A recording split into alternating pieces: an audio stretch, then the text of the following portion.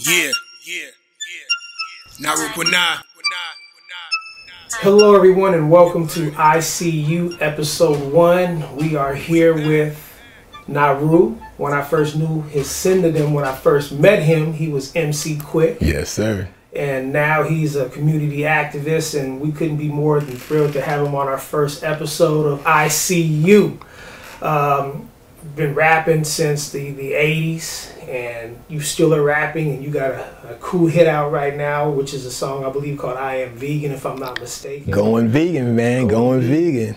And you know, something else that we really respect about you is the stuff that you do in the community. And another reason I wanted to have you on the show is because of the fact a lot of people don't know about grants, and you are good at getting grants. So let's start off with telling my viewers a little bit about yourself, and then after that we'll go into what's the best way to go about trying to get a grant. So let's open up with, tell us a little bit about yourself. And like I said, your pseudonym when I knew you was MC Quick. And MC Quick. Now you go by Naru. So yes, sir. So let my episode 1, I See You, let them know a little bit about yourself. What's going on? Yeah, my name is Naru Kwina, like Mario Bobino said.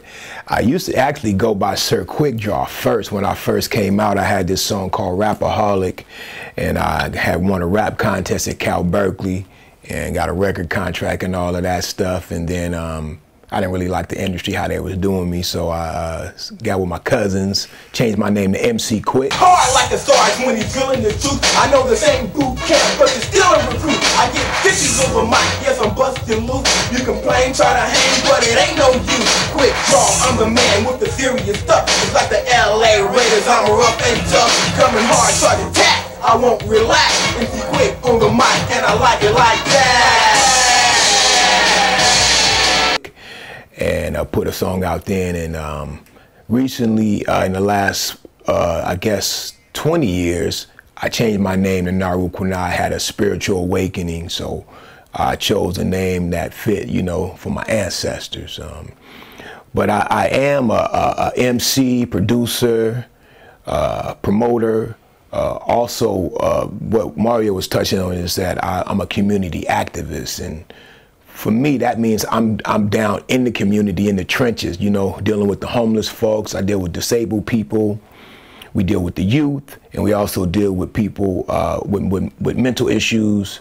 I've started a men's talk group, children's play group, and I have a nonprofit called Alternative Mind Foundation, where we help artists and other people to write grants and get shows and get their product out. So I've been doing that for the last 15 years. I also have a company called Hip Learning, where I teach with hip hop, mainly science, and we have a new project out right now called Hip Learning, Our World, Our Planet, and that's the song Going Vegan is on there, talking about healthy eating, talk about water, we talk about affordable housing, all kind of issues. So, I really get down for this. I don't make a whole lot of money, so that's why I write grants. Now, when you say grants, which is key, because a lot of people, are entrepreneurs, and a lot of people need funding, and a lot of people don't know the proper way about getting funding. So can you break down, how to approach to try to get a grant? Well, most grantors want you to have a nonprofit organization.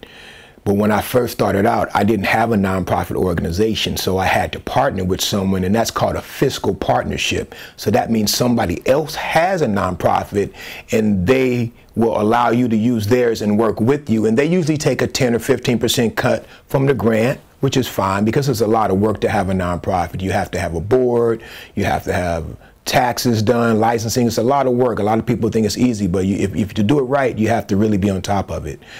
And initially, when I got my first grant for Hip Learning, I partnered with the African Scientific Institute here in Oakland, California, and they were my fiscal sponsors. And it was a good fit, a good match, and I got this grant from the Creative Work Fund. That's out of San Francisco.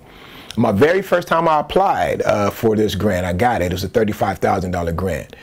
Me and my wife wrote it together. My wife is an attorney, so she helps me out. It's good to have more than one person working on a grant, looking over, because your eyes will get tired, you know. So it's good to have other people look at your grants. But a grant is free money, everybody. I didn't believe it at first. I thought there was no way anybody's giving free money out.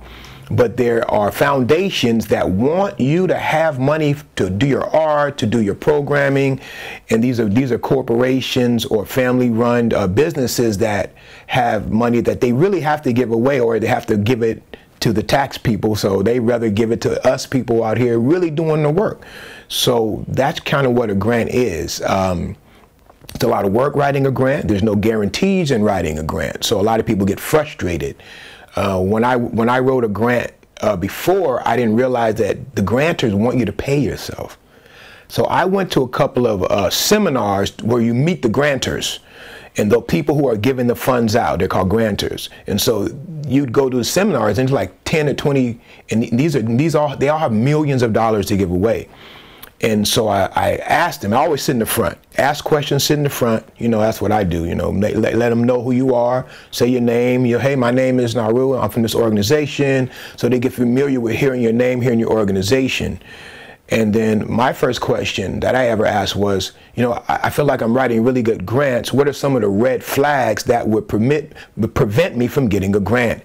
And the first thing they told me was, well, what happens is a lot of times is the people who write grants don't pay themselves.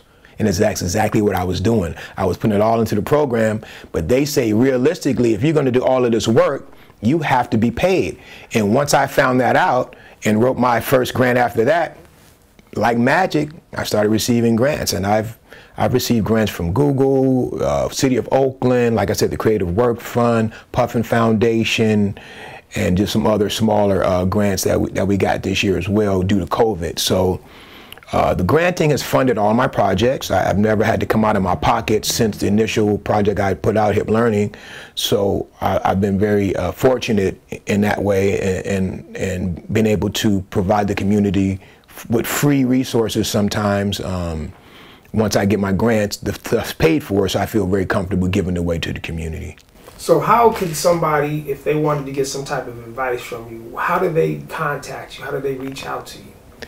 I mean, you can always call me on my phone. I'm a phone person. Everybody's got my number, 510-292-5962, Naru Kwina. You can also email me at hiplearning@hotmail.com, as long as you don't make fun of my Hotmail, because I still got it. And my nonprofit is Alternative Minds Foundation, so I'm available there as well. You can leave comments or suggestions there. You can also reach me at hiplearning.com or .org. Either or, I own both of those, and you can reach me there as well. But I'm really open to giving advice. I want people to win. I feel like our people need to know more information, and in fact, next year I'm going to be producing a financial literacy project so that people could understand more about grants, cryptocurrency, stocks, real estate, other things of that nature, so that people could understand, because they don't teach our children this in school. And I feel like it's kind of my duty, once I get information, to be able to give it back to the community. Now, a lot of people don't know this. Well, I don't know if I mentioned this at the beginning of the interview, but you are born and raised from Oakland. Oh, yeah, born and raised. Right. I know we both went to Ohio together. Yes, sir. Yes, sir. So by being a community activist, what changes have you seen from when we were in school in reference to what's going on today? Well, when we were in school, there was no social media. So I see a lot of activism taking place online, but that's really cool, but I don't see as many people out the way I used to see. Like, I don't even really see kids playing out on the streets like I used to when I was younger. And so that, to me, splinters the community. Like, when the kids are on the streets playing, then they want to go play with somebody up the block, and so the parents have to come meet those people, and so you end up meeting everybody on your block, knowing everybody on the block. But since all the kids are in the house on the cell phones and doing this and not out on the streets, it kind of, to me, separates the community. So we got to start having like more block parties and community gatherings where we come together at a park or something and just get out of the house. So that's the main thing I've seen as far as community. You know, we grew up with the Black Panthers. You know, those were my heroes of community activism. Feeding children. You know, they had the lunch and breakfast program, the free clinics. You know, a lot of people. You know, it's actually called the Black Panther Party for Self-Defense. A lot of people leave the self-defense side. It started with that, but that's not what all they were. And a lot of people focus on the guns and all that, but they were really in our community. They had a Black Panther school out here in East Oakland as well. And so that is still going on, not with the Black Panthers so much, but the spirit of the Black Panthers is still in Oakland here. And we have a strong community and a lot of groups out here doing fabulous work. And they're not always looking for the limelights. You might not hear about them. So. But they're there from every aspect, to the homeless community, to, like I said, to the mental illness people in that capacity, feeding people. I mean, I know organizations that go to restaurants and go to stores and get the food that they're going to throw away and give it back to the community. CRC is a great one that I see them doing it all the time. And Oakland just has a spirit of giving and fighting for the people, man. I'm happy that I have some of that in me. And you know, what people fail to realize is sometimes we all have visions and we have dreams, and sometimes it doesn't go the way that we want them to go because there's a lot of negativity out there, or people who say they'll support you but they really won't support you. So what advice can you give to somebody who's trying to start something but they're not getting the proper support from people that they thought was going to support them? Because to me, you've always been the person that, regardless of what negativity is said, you knew how to navigate through that and still come out on top. But everybody doesn't have your intestinal fortitude. So how can you share that with the people that's watching this episode 1 of I See You? Well, the first thing I would say is don't take it personally.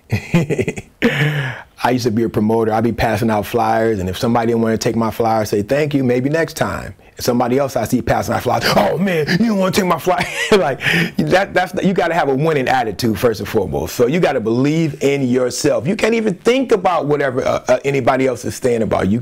You can't let that bother you, good or bad. You can't get you too gassed up, and you can't get too lay down. Stay level. You know, stay level. And then you will find the community, or the community will find you. And it's not always going to be your family, and it's not always going to be your closest friends. In fact, it's not going to be them. And most times, they're going to be the people, they're not so much negative, but sometimes they're going to, you know, try to persuade you to do something different and say, you know, you can't do that, or, you know, you shouldn't do that. And I've had that happen. But I've also had support on both sides, you know, from my family as well. So I'd say if you believe in it, you can do it, and educate yourself on what you're doing. Everything that you're going to be doing, it has some business aspect to it. Learn the business, whether it's music, whether it's sports, whatever you're going to do, whatever you want to get involved in, videography, you got to learn the business and put in that time, put in that work, and talk to people who are already doing it. You know, a lot of people want to talk about what they're doing. They're excited about it. They want to share that information with you. And so that's what I did when I first got started. I talked to big promoters because I was promoting shows and finding out how it worked and finding out how much money I needed to get started. And sometimes you don't need money. Sometimes you can go to an organization and they'll say, well, just give us a split of the door. But you might think you need $5,000, $6,000 to start a show. Sometimes you don't even need any money. You can say, hey, I'm gonna bring in this amount of people. You get this percentage, I take this percentage. You know, like with the grants, I talked to people who have been writing grants and got information. Like I said, go to the funders, go to the source. You know, educate yourself. It doesn't have to always be in college or in school so much. You know, there's so much information out now on the internet. You can learn anything you want to. And there's groups and forums of people who are doing it. So join those groups, and they're more than willing to help you succeed. So that would be my my 2 cents that I would throw in for folks, bro. Now, before we close out this interview, you know, I knew you, well, first as a kid, just walking the hallways of Ohio. And then, you know, once you got older, then you turned into, you know, an MC. Let the people know the type of music that you put out, because you are an artist, and the type of music, I know you're doing vegan stuff now. So as an artist, what type of artist do you consider yourself to be? Well, bro, I like a really well-rounded MC. I can rap about everything from family life to living on the streets, you know, doing whatever we was doing when we were young, you know. I feel like I talk about reality. I talk about, you know, getting orthotics for my shoes. You know, I talk about real stuff that I've experienced. I mean, I'm not a gangster, but I ain't no punk either. So, you know, I didn't lived in Oakland my whole life, so I had to deal with, you know, fights and, you know, been around the drug game and all of that stuff. But I've also been an educator. You know, I've been a teacher for well over 30 years. So I kind of blend everything that I do together. So it's kind of hard to put a pigeonhole on what I do. I actually, you know, put out several different projects. The Hip Learning Project is definitely for the youth. And then under Naru Kwina, I'll put out more political music, social conscious music, but also some fun party music as well. You know, we people are well-rounded, you know. So I'm definitely a well-rounded cat, and you know, you could hear it in my music. You can hear that I love my music. I'm gonna be doing this until my lungs collapse. Good job, good job. So in closing this interview, would you like to leave my viewers with anything on a positive tip? Yes, sir. Believe in yourself. Don't let anybody tell you you can't achieve your dreams. And the only way you won't achieve them is if you stop. Naru, great words of wisdom. Thank you for being a part of our episode 1. Appreciate you. I See You. Thank you, my brother. Appreciate you, bro. Yeah.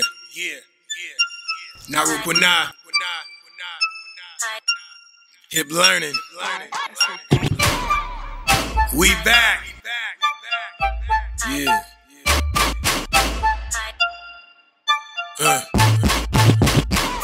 Told them I was going vegan. Fools started laughing. They really weren't believing. Yeah. Told them I was going vegan. Had to break it down, had to give them all a reason. Yeah.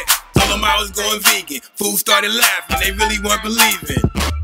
Told them I was going vegan. Had to break it down, had to give them all a reason. You can keep your drink and your smoke. All I want is plant-based food down my throat. Yeah, I be sipping on tea, content Aston B. No coffee, no sugar, no meat at all. And I ain't really missing it, y'all. Plant-based food on mine, yeah, and I'm doing just fine. No beef, no chicken, no swine. I ain't eating nothing that swim or fly. Plant-based, baby, that's the way to eat. I ain't been sick in 100 weeks. Season up my food, I ain't missing nothing. It smells so good coming out of my oven. Naru Kwina, Oakland, Cali, Hip Learning. Cooking up this vegan cuisine, I be burning. Told them I was going vegan. Fools started laughing, they really weren't believing. Yeah, told them I was going vegan. Had to break it down, had to give them all a reason. Yeah, told them I was going vegan. Fools started laughing, they really weren't believing. Told them I was going vegan. Had to break it down, had to give them all a reason. Back in the day, you used to look at my plate and say, where your meat D, where that heat be, where's your protein? And I say, look at these, you see these here beans and these green leaves, they're better protein than your chicken wings.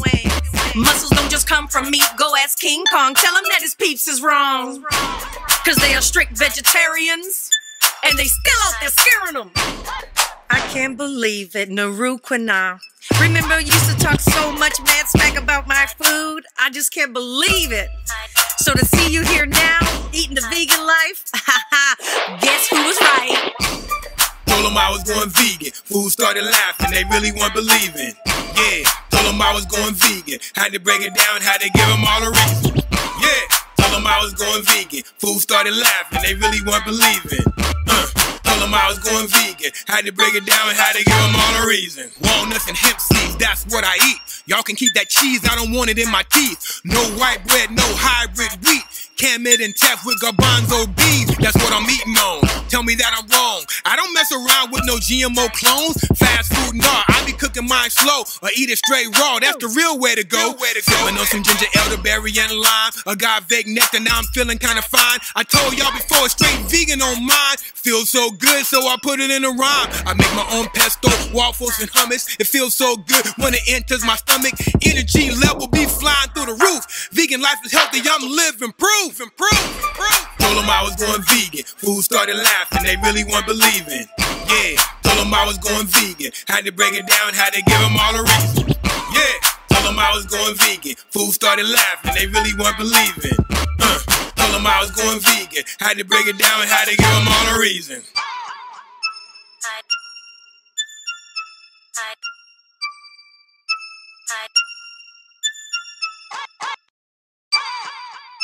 Yeah. Naru Kwina. Hip learning.